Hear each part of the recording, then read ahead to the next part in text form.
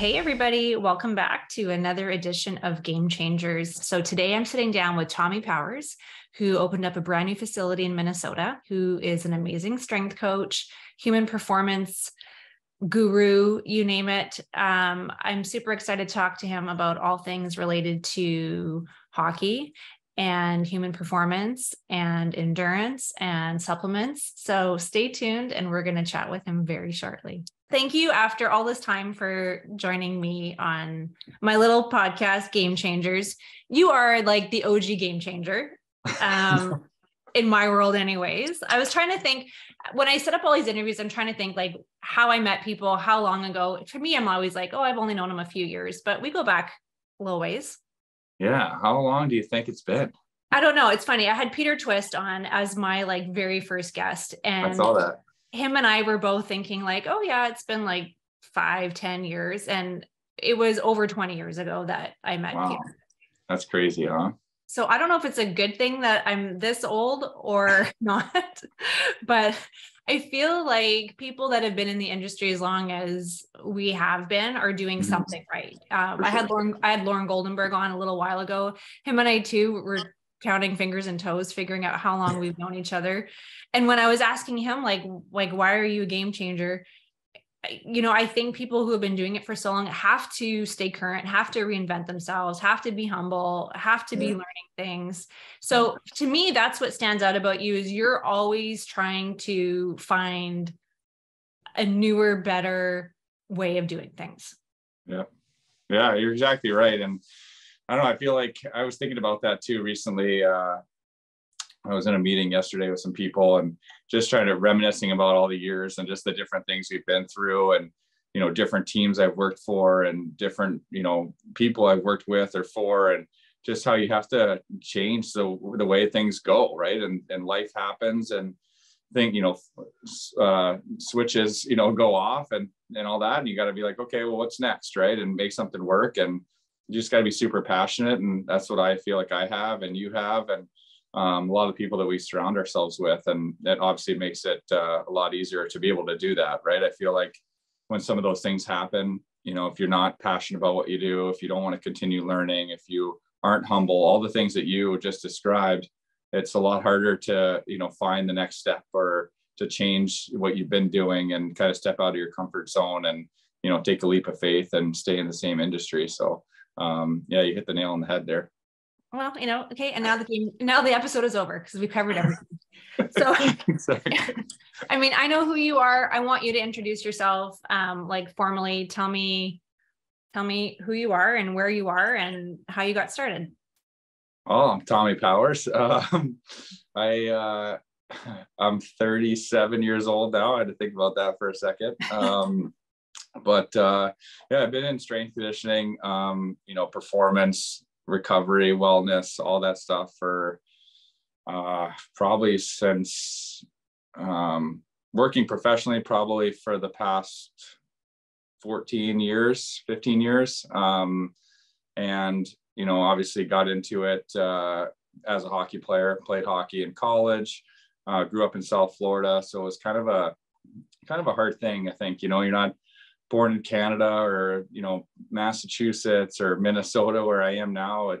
You kind of have to work a little harder, I guess. You know, things weren't just easy. The competition wasn't great. So you had to go places and do things. So I think that's where maybe, you know, how my career's gone is I learned it from an early age. You know, learning how you have to just work really, really hard to get to your goals. And my goal was always to play Division I hockey, being from South Florida. And I didn't even start skating till I was 11 or 12 years old. So already there. Yeah. You're behind the eight ball. Kids in Canada are getting drafted at 10. So that's... yeah, basically, right. They're getting recruited. So yeah, I was already kind of behind the eight ball, just, you know, played street hockey. It's kind of like Mighty Ducks-ish, right? I'm watching that with my 2.5-year-old, and you know, these kids are playing street hockey and stuff. And obviously they're from Minnesota mostly, but yeah, I think I had to work really hard. I had to skate before school. I had to go after school and shoot pucks on goalies and do things that help goalie coaches out. And I loved it. It wasn't like it was a chore for me. I wanted to skate. 24/7. I absolutely fell in love with it, which was weird to a lot of my friends down there. But I think that instilled like the hard work, the things that I had to do to reach my goals, and ended up playing Division I hockey at UMass Lowell. Loved it. Met some great teammates. And then I got into strength conditioning. Really, I got to know Andy O'Brien, being from Florida. He was the Florida Panthers strength coach, and we just immediately hit it off. He was a mentor to me, still a great mentor, friend, all that stuff. So I, contribute a lot of where I've been and what I've done to him, and we still talk frequently and bounce ideas off each other and refer clients to each other and all that stuff. So so now I worked in the NHL for about 9 years as a strength coach. I worked for the Phoenix Coyotes for a couple of years, then for the Florida Panthers for 5 years, and then went back to Phoenix, worked for the Arizona Coyotes as a consultant. And all in the meantime, I had my own business going in the summer, was training elite hockey players in the off seasons in Calgary, traveling to different guys in different areas where they were. Guys would come see me in Florida, Arizona, just kind of made it work.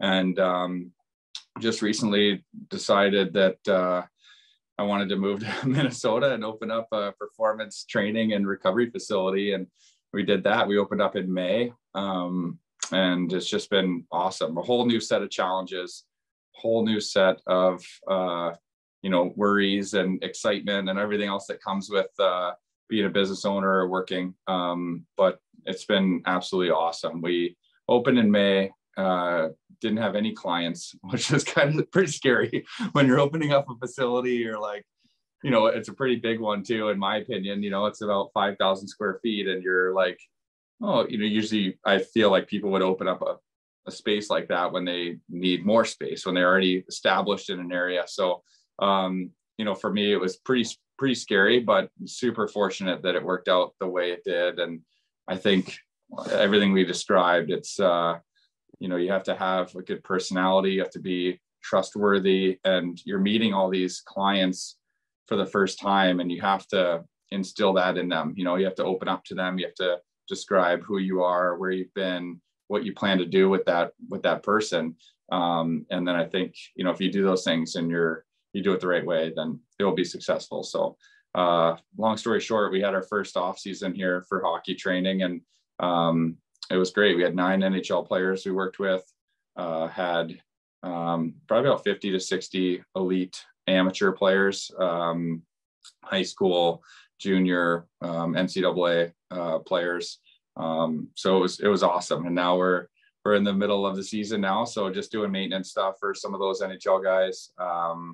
We're training some teams, some one-on-one, some retired NHL players here in Minnesota. So it's been great. It's been a whirlwind for sure. All the moving from, cross country up north, reestablish, all that stuff. So it's been pretty cool.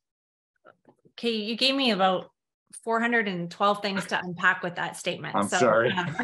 No, it's all good. I have a big brain, so I have a good memory. So one of the things that I think that I want to start back with was you played hockey. So I think aside from how intelligent you are and how much you work to stay ahead of the curve, and let's face it, with professional sports, you can't be in that safe spot where you're doing what they did 10 years ago because it has a peer-reviewed triple-blinded study. Like you're constantly having to push the boundary between staying ahead of it, staying on that like proverbial cutting edge, but staying safe and effective at the same time. Yeah. But I think for me, what the important part is, you played hockey there. So, I mean, yes, there's the educational thing, but there's also like, you've been there, what it's like to have to grind, to maybe come from a place like Florida, where you're right. It's not Boston. It's not Canada. So having to put in that extra, having to adapt, like all those things, I think that gives you a lot of just, not so much credibility, but just that familiarity with athletes, right? Yeah. Like I don't know, that to me, that's a really important piece of the puzzle. So you've stayed primarily within hockey, right? You haven't, or are you branching out with other sports, or do you? It's funny because a lot of people ask that, right? It's well, what do you work with other athletes, or do you train other, people that play different things, or do this and that? And the answer is yes. But right now, I think with the experience that you have, with the knowledge that you have, your comfortability is with hockey. And not saying that I'm not comfortable, training a football player or a volleyball player or soccer or whatever it might be. It's just, I feel like the hockey players find out who you are, maybe via word of mouth or whatever. And they're like, oh, this guy played hockey. He worked in hockey for a long time. He's done all these things. He's helped these players get to where they are. He's got a good reputation. Like, that's where I'm going to go, where you're not going to get, a Vikings player, or, whatever high school, soccer player or something, maybe coming down, knocking on your door, where there might be more of a soccer specific type strength coach or athletic coach down the road, right? And they're going to go there. So I guess the answer is, yeah, I would love to train other athletes, but I feel like the hockey players just kind of take over and come in, and you kind of get established as like a hockey specific facility, which is fine. I mean, that's one of the reasons why Minnesota was of major interest for me to move here and do this here is, it's the state of hockey. So Right. again, for me, it's not very comfortable. I'm from Florida, lived in Florida and Arizona for the past 10 years. And for me to move to, where it's, I don't know, 18 degrees today, and we had a blizzard yesterday, it's a little different. But I love hockey. I love the guys. And, it's what I'm comfortable with. And I think they're comfortable with it. So it works out. Yeah. I think it was Lauren Goldenberg and I were chatting about this, how a lot of strength coaches and trainers feel that they have to branch out, that they have to have this resume of training, swimmers, soccer players, hockey players. And while some trainers can do that and do that very, very well, Andy O'Brien, for instance, has a very big resume across a huge spectrum of sports and athletes, but there's nothing wrong with specializing, So, I think very few people can fall into that spectrum where they can train everybody really well. So, like Lauren was saying, jack of all trades, master of nothing. I would agree with that for the most part. So, and to piggyback off of what you were saying, I got my start a lot with professional hockey only because I was in Calgary and we were just seeing a ton of hockey players because there's just a ton of hockey players in Calgary. So, for sure. Not to say I didn't go into football and speed skating and skiing, again, a lot of winter sports coming your way, but I don't think there's anything wrong with that. No. You know what I mean? So yeah, I agree with you. I mean, I think it's awesome. And I think the more you're kind of intertwined with a sport, right? You're learning the movements, you're seeing the repetitive injuries, you're seeing the things. And for me, playing the sport, right? I knew I had some injuries myself, separated shoulders or, groin strains and things like that. So, what the players are going through, you can understand the amount of volume that they have, and the intensity that goes along with the sport, the contact, the things, how important recovery is, and, nutrition and supplementation and all those things for that specific sport, for those demands that they're going through. So definitely makes it easier for me to do my job, I feel like, and relate to the player, right? I think that's a huge thing is that relationship that you build with them, and that trust of like, oh yeah, Tommy worked in hockey. He played hockey at a high level and he still loves the game. He's watching games. He's going to games. He's, working through, we're talking to different doctors and performance therapists on the daily. I think that's huge. I agree. I think, for the most part, any high level athlete, whether it's pro or elite amateur, there is that inherent drive that you have with these athletes that these athletes have to get better. And they have to have the confidence in you that you are doing everything that you can and you have the confidence in them that they're going to listen to you and do everything. So there's like a total codependent symbiotic relationship that I don't think you get that anywhere else, because I do see a lot of chronic pain patients here in California. I saw a few up in Calgary as well when I was practicing up there. And it's a really different relationship that you have as a therapist dealing with somebody who's in chronic pain, or somebody who's been maybe in a motor vehicle accident that has like a lawsuit pending, where I would be like, I don't know if this person is listening to me. Like, I don't know if they want to get better. And as a therapist, that is like one of the last things I should be thinking about. I was at a conference a couple of years ago talking with a doctor who just worked with chronic pain.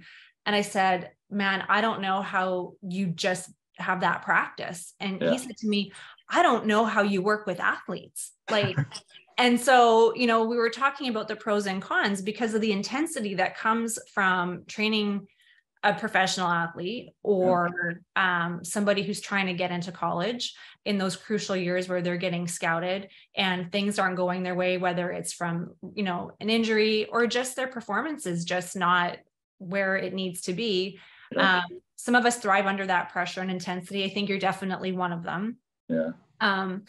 But one of the things that you also talked about was the collaboration that you have with other people. And I think that's a super important part with the industry, with professional sports. And I think it's also lacking, to be honest. There's been a lot of trainers that I talked to that just, it's just their way. They have the answers, and yes, they'll collaborate, but it's always just their way. And it makes me feel icky. I know. Yeah. I feel like I'm just always so open to learning. I'm always trying to, I mean, even when I worked for Florida, I was like, I need more, right? I'm an NHL head strength coach, and I had been for a number of years. And it's like, I want to get my master's, right? And it's like, so then you start doing your master's and you're working full time with an NHL team and managing, you know, 20 something players on the roster, plus minor league players and things like that. And, you know, traveling and all that. But it's like, you want to keep learning. And then I'm always picking people's brains, right? Whether it's yourself or, you know, like a Brad Watson or Andy O'Brien or Dr. Jeff Drobot down in Arizona. It's like all these, I feel like you have to continuously reach out to people, or they reach out to me, or however it works, but you're just collaborating, talking about different things, analyzing, you know, all those things that go into a season, the training, the in season, the blood work, you know, checking all those things, because like you said, when you're working with these professional athletes, there's a lot of pressure that comes with it. And not just professionals, but the college players, the junior players, the high school guys that are trying to play junior or college, whatever it might be.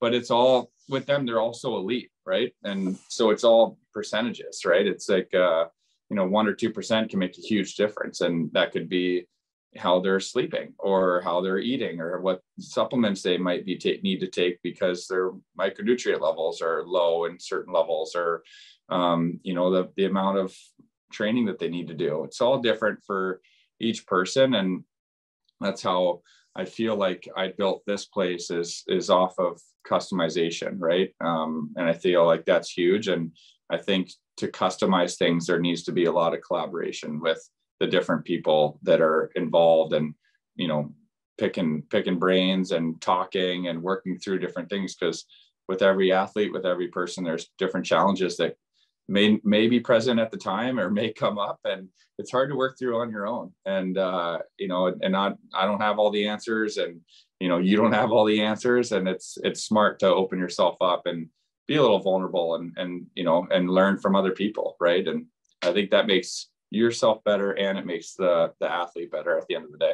100%. Couldn't agree with you more. I think that vulnerability builds like authenticity. And that is something that's, especially in this industry of professional sports, there's a lot of ego, right? So I feel so fortunate and I have so much gratitude that I have so many brains I can pick on my phone. And I feel like we're all like old best friends, like where I haven't talked to somebody in like 6 months and I don't have to have the filler like, hey Mark, how's it going? I'll just be like, what do I do for blah, blah, blah, and I'll just spill out this like, injury. And without blink of an eye, like you'll send me a list of like stuff. And I'm like, okay, awesome. Thanks. By the way, hope you're good. I feel like the best collaborators, the best people that are still in this industry, not only ask the best questions, but they share like selflessly. Like there's no, I have the secret formula. It's only my proprietary, whatever. I feel like the people who are really worth their salt are so happy to share what they're learning and what they found out, because to me, that means they're actually in it for the greater good of the athlete and the industry itself. Yeah. So more to unpack here, but so the foundational component of my FSM course, as you know, because you were at the very first one that we ever did back in 2017, I think. Yeah. I use this RRP module, and this is how I've been treating athletes since I started working in the industry. RRP stands for rehab, recovery, and performance. I feel like that paradigm, it's like a codependent symbiotic relationship as well, because without rehab, you can't recover. You're not going to rehab if you're not recovering. And so if you don't have the rehab and the recovery down, no chance is your performance ever going to get to where it needs to go.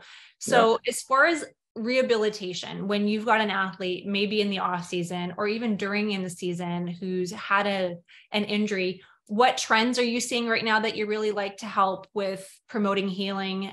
You can't say FSM because that's a given. So anything besides microcurrent that you're liking right now with helping rehabilitate? Yeah, I mean, that's a loaded question in a bit, but no, there's some different things. I mean, one of the things that I learned a lot about down in Arizona with Dr. Jeff Drobot was the power of exosomes.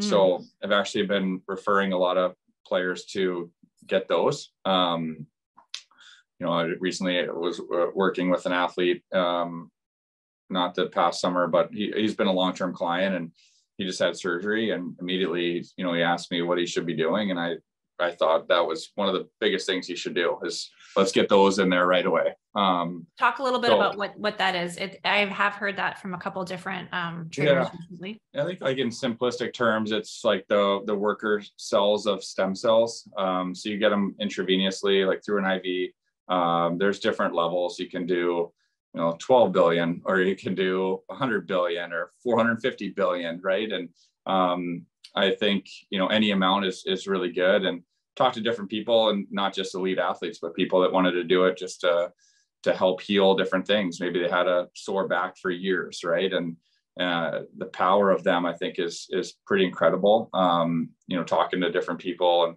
more subjective data, I guess, off of it, but my back felt way better, or feels amazing and things like that. So I've had a few of the NHL players use them, and afterwards, within weeks and months, they feel great, right? Like those injuries are subsided. They have a lot more strength in the different joints or whatever it might be that needed healing.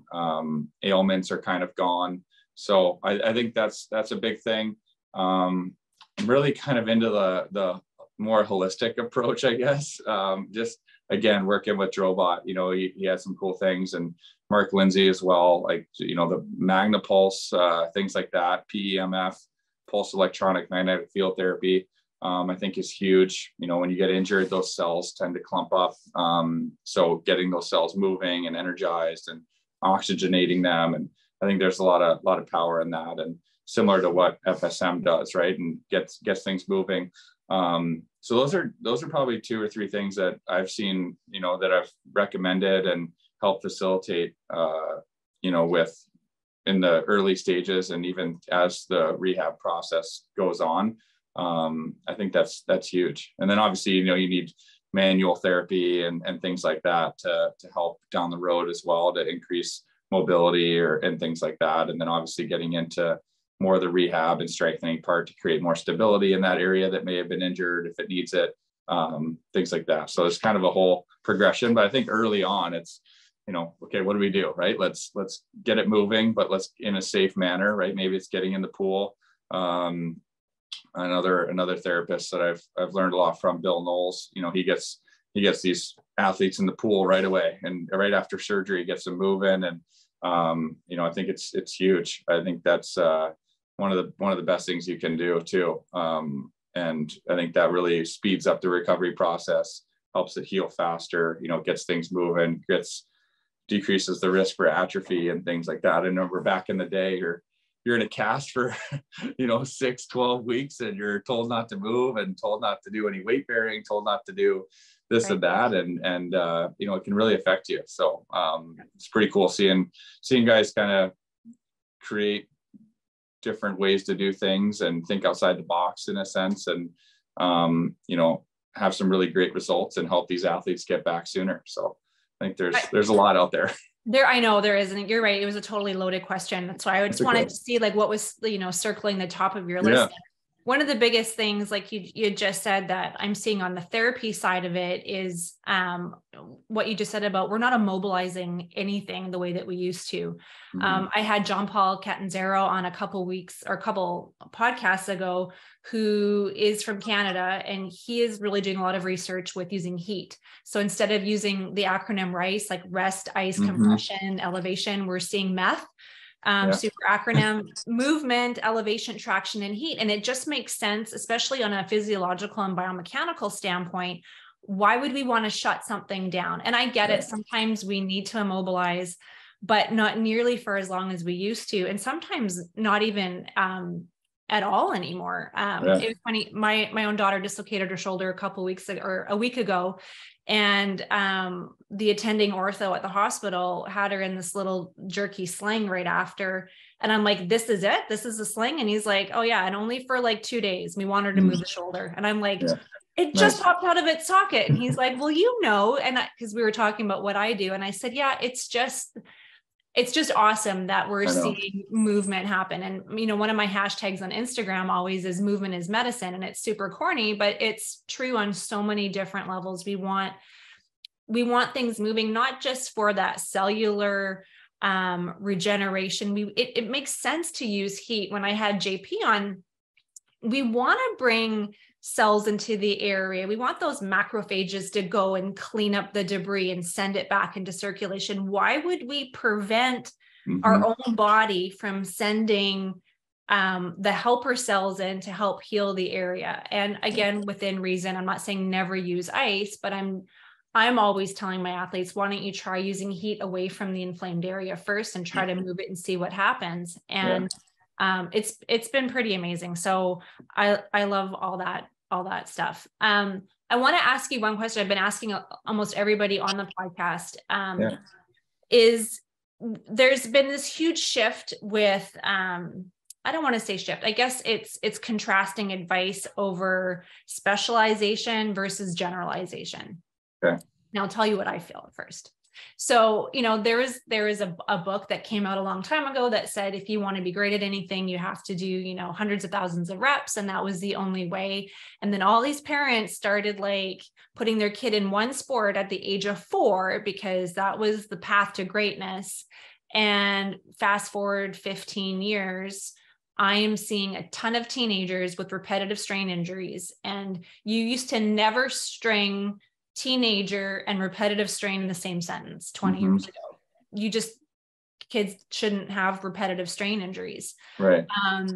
So I mean, you talked about, a little bit about playing hockey and shooting pucks and doing all the things. I don't know if you played 2 sports or not, but there's a documentary out there that I tell all my teenagers and teenage parents to watch, and it's called In Search of Greatness. And they've got like Pele, Jerry Rice, Gretzky, Venus and Serena Williams were on there. And they were talking about their journey in sports and how they, aside from Gretzky, who was playing 2 sports almost all the way through, they specialized, but they loved it. It wasn't this structured, go shoot 100 pucks, go run 14 miles. They got great at it because they loved playing. Pele was talking about like literally kicking rocks in the back alley because he just wanted to kick things. Right. So like, I'd like to hear it from your standpoint as somebody who's in that, like, what are you seeing with teenagers coming in? Are you seeing the repetitive strain? Do you think there's value in specializing? Yeah, I think, I mean, I have seen a lot of that, especially up here. Hockey is an unnatural movement, right? And there's a lot of it up here. I didn't know that there was that much of it up here, right? So I'm doing off-season training, for example, and I'm like, all right, I'm learning how things work. Okay, the high school season starts in November. What are we going to do for September and October? And there's like, they played summer, I think it's called Elite League. There's like this Elite League and they play 2 or 3 times a week and they're practicing all summer long. And then it goes through the fall and then the season starts and then they're doing stuff. There's another thing after the season. It's a lot of hockey and they're skating. They're getting obviously private lessons and power skating and things like that. So they're on the ice a lot. And there was a number of those teenagers that came in, even 15, 16 years old and, super tight hips and a little bit of impingement here and there. And I'm just thinking, oh, this isn't good, and you can tell, I mean, they love it. They're, like you said, they're skating a ton and it's not forced on them. It's like, they love it. But, I think there has to be some sort of balance. And I think there's a time and a place to kind of specialize and do that. But I think if you're going to do that, you need to spend just as much or more time recovering and stretching and maybe, some supplemental work like yoga or Pilates, whatever it might be, just to move the body differently, and lengthen it and stuff. I know personally myself, like I started late. I started playing hockey when I was 11 or 12 on the ice. I was playing street hockey and stuff before that for a couple of years probably, but I loved it. And I would go shoot pucks on my own, and go try to get on the ice on my own. It wasn't being forced on me at all. But at the same time, I loved doing other stuff. I played golf. I would throw the baseball around the yard, like, shoot hoops, like whatever it might be. It wasn't like hockey is my only thing. I was being athletic. I was outside. I was, doing different things. So I think that helped me, stay away from, those injury strains that happen at a age like that, too early, in my opinion. But yeah, I see that a lot. I think there's a lot of players and parents maybe that are, forcing their kids to do more. You're gonna play in the NHL, or you're gonna get a Division I scholarship, whatever it is. Like go. And at the end of the day, it ends up hurting them. And I've seen it happen even up here for the short time I've been. One player specifically, but had to have hip surgery already, and his first year pro, and you're just like, I wish I would have met you maybe a few years earlier so I could have helped you, maybe. Not saying I could have, but maybe try to. But it is what it is, and I know that if he'll be better and he'll play and he'll be fine. But if that's preventable, I think there's definitely ways to do that. And I hope to maybe bring a fresh light in here. I'm not saying I can change the way things have been done up here for a while, but I'd like to try to help athletes understand that you can still make it and play at an elite level and do all that without specializing and just doing that one thing over and over and over at a young age. Right. Yeah. And it's hard. I was talking to Mark Fitzgerald a while ago, and he was talking about, I think it actually was in the summertime, because he was just ending his camp that he had up in BC. Mm-hmm. And he also does a lot of like off ice, completely different energy systems, different movement patterning. And, he's talking about the panic that some of these players have. Like, what do you mean we're not going on the ice today? What do you mean we're not going on the ice this week? And he's like, right. You're not going to forget how to skate. Like, so a lot of the times when I'm working with injury rehab or even teenagers that are just trying to build a new foundation, and, I'm not saying go out and join another competitive sport, but on your off days, go for a bike ride, go for a run, do Pilates, do yoga, do something that's completely different than being locked in those skates, skating bent over. And I think the buy-in, like, they're just so afraid of missing something. And part of it is just the stupid money-making industry, right? Where you've got, honestly, you've got a lot of clubs that are forcing kids to play a sport all year round. And it shouldn't be like that, in Search of Greatness, Gretzky was talking about back in his day, in the winter, he played hockey, and in the summer he played baseball. Like there was no choice to play hockey all year round. And a fault of that is just it's money, right? And then parents are worried that their kid is going to miss something. So there's like 4 or 5 different leagues going on, right? And then on top of that, they want to do privates and this and that. And then it's almost like off-ice training is secondary, right? And you're like, this is what they need more than anything, honestly. So, yeah, right. So I think we're doing a better job at educating players, educating parents, just educating people that you need to train in different ways to be effective. And unfortunately, a lot of times we're not doing that until we're in that rehab component. So whether somebody's, coming back from something long like hip surgery or even ACL, so many times I'll say, like, you're going to come back stronger. And I know that people are just devastated after surgery. And it's like, but you never had a chance to train the right way. And now you do. So look at this as a blessing. Like, this is not a career-ending injury. You're going to look back on this. You're going to be grateful because you're going to be stronger, better, faster, blah, blah, blah. So let's move into recovery, because after we're going through that rehab phase, in order to, in my opinion, support rehabilitation the right way, we have to have good recovery. In my world, that it dials into 3 major things, and that's diet and sleep. So I'd say 2 major things. So talk to me about sleep, diet, supplementing. You've got a supplement line out there that we're going to talk about in a bit, but how are you working with your athletes with what they're eating, how they're sleeping? I think you go through a lot of different things with the athletes I work with. First we sit down and have a consultation and see kind of what they're doing, how they feel, what they've been through. If they have any wearables, I'd like to kind of go through some of that and look back and, whether it's a Whoop band or an Oura ring or something like that, and check that out. And really dial that in. Obviously there's a ton of recommendations, like, exposure to blue light and things like that on your phone, and sleeping in complete darkness and a nice cool room. And there's special sheets out there. And now there's like 8 sleep and these different things you can put on your bed to have specific heating and cooling temperatures on different sides of the beds, which are awesome. I'd like to get one and try it out myself. But I think sleep, like you said, is there's a ton of research. It's the most important thing for recovery, for longevity, all that stuff. So that's huge.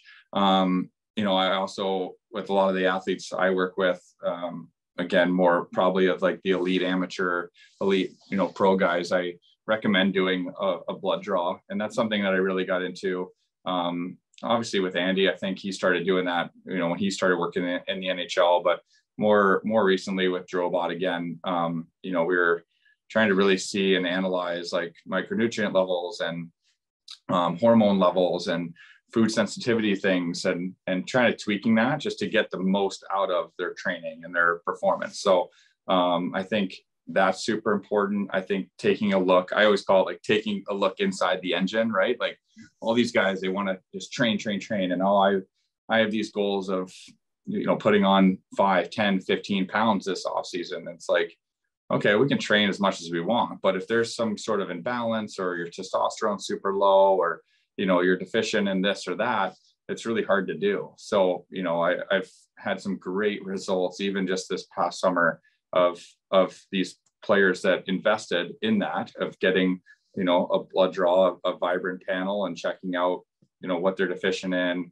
And then I customize it with Drobot's help, and we make recommendations and supplementation protocols, nutrition advice and suggestions to, enhance those things. And like these players are able to put on those 15, 20 pounds the right way. They're not eating 8 bagels in the morning or, 2 pizzas at midnight kind of thing, or, a pint of ice cream, whatever it might be, doing it the wrong way. So it's pretty cool. And I think that way they're able to keep it on longer as well. So nutrition, sleep, hydration's big, right? Getting the electrolytes and things like that. Obviously, the athletes are sweating a lot, and it's not just water they're losing. So that really enhances recovery.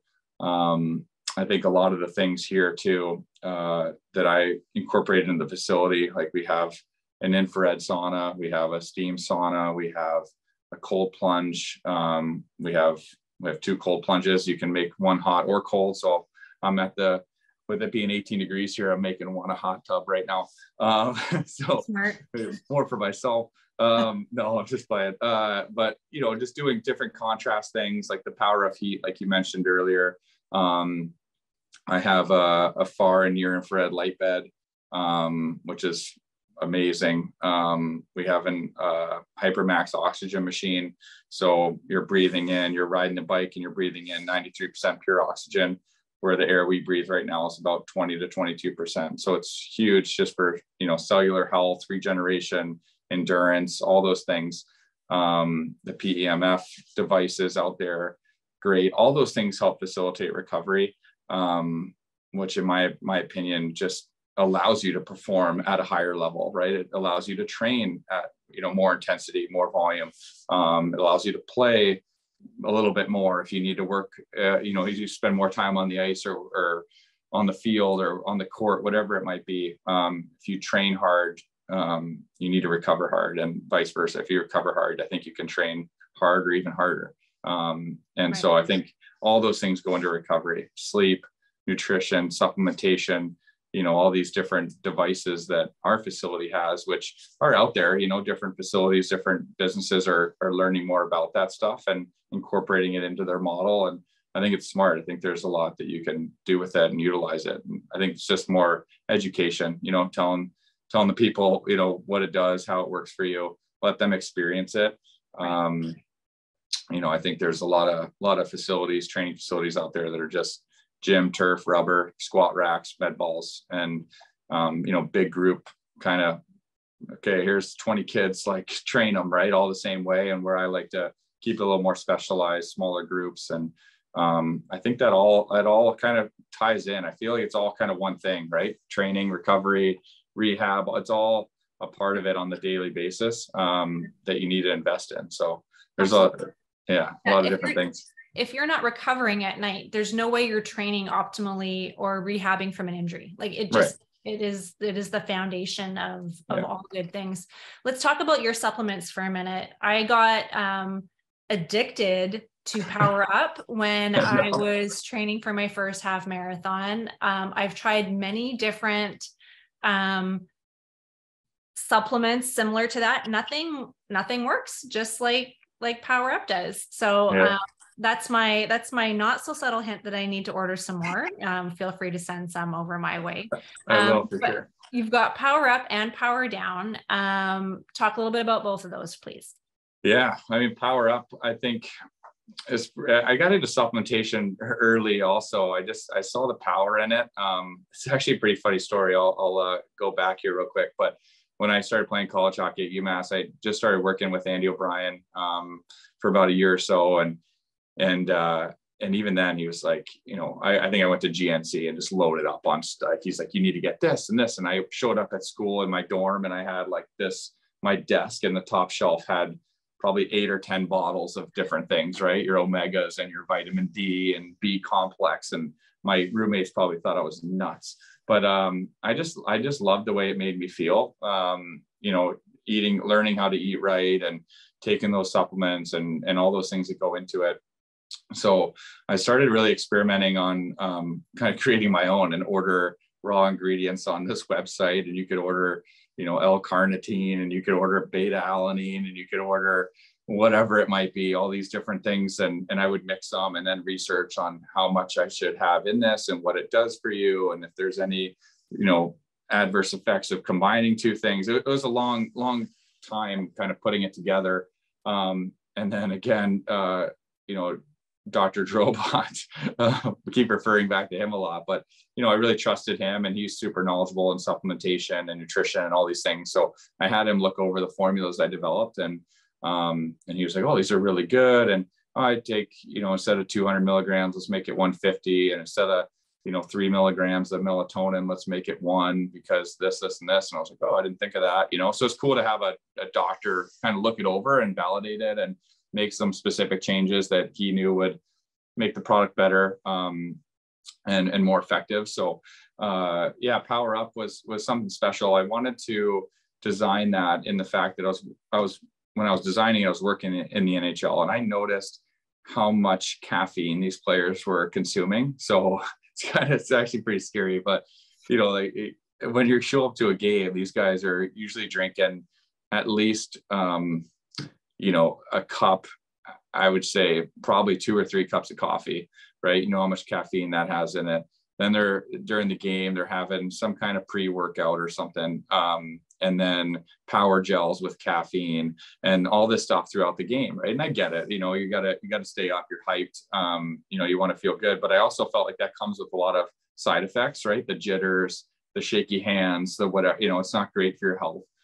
It's not great for your sleep after the game to wind down and recover. So I wanted to design a pre/during highly concentrated electrolyte formula that also enhances brain focus, memory, all those different things, almost like a nootropic supplement that these players could take before or during a game, and not give them like that jittery feeling that they're probably already have from the several cups of coffee and whatever else they're consuming. So that's how I came up with that one, and had some great results with it. Players were taking it on the Panthers, obviously, and players that I worked with from other teams were taking it. I didn't do a ton of marketing or anything with it, which is fine, but I would hand it out to different strength coaches when we would go travel, and they would try it and share it with their team or, with their players if they wanted, and had several teams ordering it. All really liked it, all really super positive feedback. And then the Power Down was something to combat that, I guess, right? I noticed at the same time, we're traveling and, players aren't sleeping till 2, 3, 4 in the morning. And then you got to get up and practice the next day, or, especially the older players, they're going home after being on a road trip, and, you have a flight home for 3, 4, 5 hours, and you're landing at 3, 4 in the morning, and you're going home, and those players have kids that are up at 7, 6, 7, 8 in the morning, and they want to see daddy, right? Because he's been on the road for a week. So I wanted to find something that could, in a sense, knock them out real quick, but allow them to get into a deeper sleep faster, and also not have the effect like some of the prescription sleep products have, like Ambien, because early on, I don't know how prevalent it is in the NHL or in the professional sports anymore, but when I first started working there, it was like candy. I mean, it was being handed out, take one every night, right? And they're taking 30 or so, a month, and you get really drowsy. You don't have the energy when you wake up. So I wanted to find something natural, healthy, like that, and develop that. So again, just did all the research, ordered raw ingredients, had Drobot validate it, make some changes, and came out with that. And it was super, super effective. We're kind of in the midst of that lot being over with, and trying to, get that going again. So we don't have that one available anymore, but it's something that people continuously ask me, players that I worked with that are still playing in the NHL, like, hey, can I get some Powered Out? I'm like, oh, we're just we're getting it going again, hang tight kind of thing. And even youth kids around here, that it's not just these professional athletes that can't sleep, it's the kids, because they're on their devices all the time. Like the amount of time I see these kids on their phones, it's like, I got to make a rule in here where they put their phone and leave it at the front because they want to jump on Snapchat or Instagram and scroll through stories. And it's like, dude, like, let's get back to work, It's true. So, yeah, I think getting Power Down going again is something I need to do. It's in the process. I'm working on it. So, but again, I think just two products that I developed with a need in place, not just because I wanted to have I saw a specific need, and I wanted to develop something different, special, effective. And I think we did that really well. And like you said, you're addicted to Power Up. I'm glad.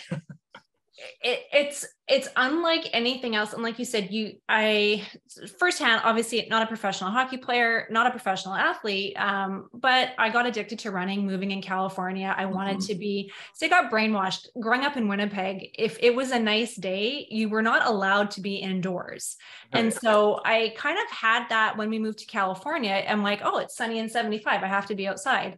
And then every day was sunny and 75. So I had to figure out what I could do outside for a long period of time. And I was a sprinter growing up, couldn't really run long distances. So that was kind of my midlife crisis challenge. I'm like, I'm going to become an endurance athlete. So I started running, and it was hard. It was a grind. And then you gave me the Power Up, and I'm like, this has to be psychological. Like, I feel like Forrest Gump right now. Like, so like the 5-mile run turned into the 10-mile run. And then, it was funny, after using it a couple of times, I had these tingly sensations in my hands. And I remember texting you, I'm like, I have this crazy feeling in my hand. And you explained it was the, beta-alanine. Beta-alanine. And you're like, don't worry, that'll go away. Your body will get used to it. I'm like, no, I don't want it to go away. Like, I like this. I love this feeling. Yeah, right, some people love it. Like their ears start to tingle and their fingertips and stuff. And they're like, they like that feeling. Other people, it freaks them out, you know? Yeah. No, love it. And thank goodness I've never gotten, my body still gets that tingly feeling. So it's almost like by the time I like get my warm up done, I'm like, okay, I got the tingles now. I'm ready to ready to go. So I love that. I love the Power Up, and then the Power Down. I think that you had a couple of things there about getting ready to sleep. I mean, it's a good product for a lot of different reasons. You know, like, yes, you could have a cup of chamomile tea, you know, and help you go to sleep. But, you know, a lot of guys are going to brew themselves a cup of tea at night. Right. You know, the fact that it's in this very handy little packet, you can add it to water, take it on the plane, whatever. And like you said, non-habit forming, no chemicals, just a really good, solid product. So can't wait for Power Down to come back. So we're just going to wrap up really quick with the last thing, which is performance enhancement. I know you have a ton of things that you are doing right now to help guys. And yes, the rehab and the recovery are foundational components of that. But is there something that you're doing a little bit more of as far as like explosive work? Maybe it's plyometrics, balance. I mean, I'm going to go back to Peter Twist really fast. When I was taking his Hockey Accelerate program 21 years ago, he was focusing on this concept called breaks. And it was groundbreaking at the time, you know, teaching an athlete to decelerate before you can teach them to accelerate. So all these things, you know, are, you know, after 20 years, we're talking more and more about it. What are some of the things that you're finding very helpful right now in the gym? Yeah, I think I like using, you know, collecting some data on the player, right? So we have the Hawk and Dynamics force plates, so we can really see and track right away, okay, where's the player at, right? We can see what their vertical jump is, how much force they're producing, right versus left leg, how much, like you said, decelerating, how much force they're putting into the plate when they're landing, which is super important for, you know, injury prevention or seeing some different compensations and things that have developed. So I think that's huge.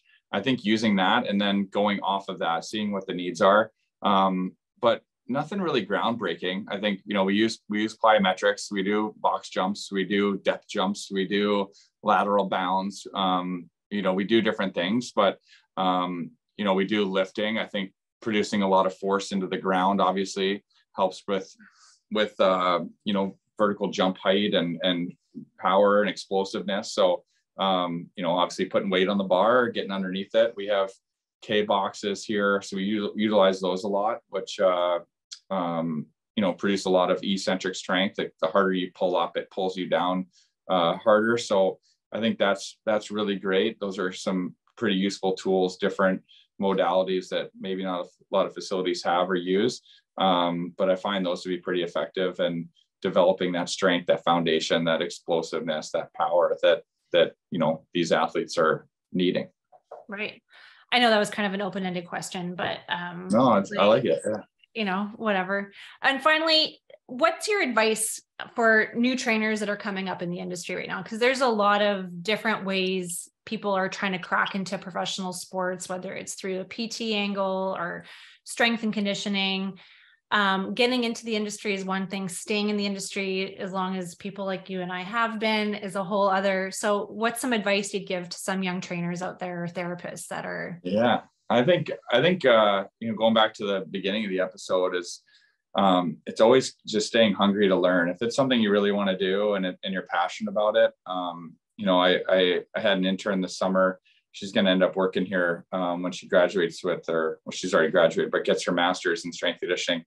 But she's always asking me that, right? And I'm like, diversify yourself. So, obviously, learning the strength conditioning, all that stuff, getting experience in the field, I think is invaluable, right? You can be super book smart and have, your master's, your PhD, your all that. But if you can't relate to the player, to the client, it doesn't have to be an athlete, but to the person, then you're most likely not going to retain that person very long, or something else would happen. But, I think developing relationships with the people, staying hungry, learning, diversifying yourself. I did your FSM course, I've used that, recommend that to players, to different therapists.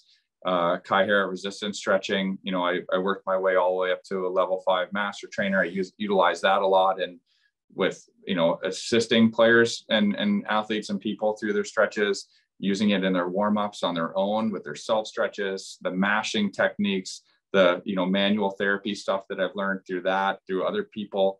I think diversifying yourself and not just being able to write good programs or be kind of like a blockhead, I guess, and say, hey, like, this is all we're doing, this is all I'm good for. It's like, you gotta be relatable. You got to be able to be a little bit shifty and mobile and kind of roll with different things that come in through the door. I think if you're able to do that, you'll be, very successful in the field and be able to stay in the field for a long time. Oh, I love that. Yeah. It kind of goes back to that whole, like you said, the beginning, being adaptable and resilient and humble and hungry and all those things. Yeah. I usually end my podcast with a quote. Do you have a favorite quote that you like, or that you tend to go back to ever? I know I kind of put you on the spot right there. I know I should have been prepared for this. It's okay. I don't. I mean, not one specifically I can think of off the top of my head. But I'm very simple. Like, I think, work hard is one that's great. I know in Florida, we had one around the room that Gerard Gallant, our head coach, put up: no excuses. It's always easy to find excuses or blame other people. And I've been guilty of it in the past. And, I think in hindsight, like, everything happens for a reason. And if you can kind of, obviously there's going to be times where you get away from that a little bit, and it's easy to blame someone else or look the other way or whatever. But, I think if you work hard and you can have no excuses, I think that's pretty powerful in itself. It's nothing fancy, but no, it's funny on my my Instagram, a couple quotes ago, I had a picture of me in my gym, and I have the flag that's in our home gym, and it says, "No one cares, work harder." Yeah. And when I put it up, my kids were like, "Oh, Mom, that's like so harsh." And I'm like, but it's true. And, the point was that there's always going to be something crappy that happens to you that's unfair, unjust, whatever. You just have to find a way and work through it. Yeah. Yeah. And we found a way to finally nail you down today. So I know, I'm super thankful. I'm glad. Talk about being tenacious and adaptable, but we got it locked in. Tommy, thank you so much. I know you're super busy and you've got on the go, but I appreciate your time. People want to find out more about you. They can find you on Instagram, right? What are your handles? What's your website? What's the best way to just hold you? empowersperformance.com, empowersperformance, I believe, on Instagram, and I'm not huge on Twitter, but probably Instagram and the website's probably the biggest thing. Yeah, check it out. Thanks, Tommy. Awesome. Appreciate it. We'll talk to you, I'm sure, in a couple of days, because I'll have a question. So all right, looking forward to it. Thank you. Thanks. Bye.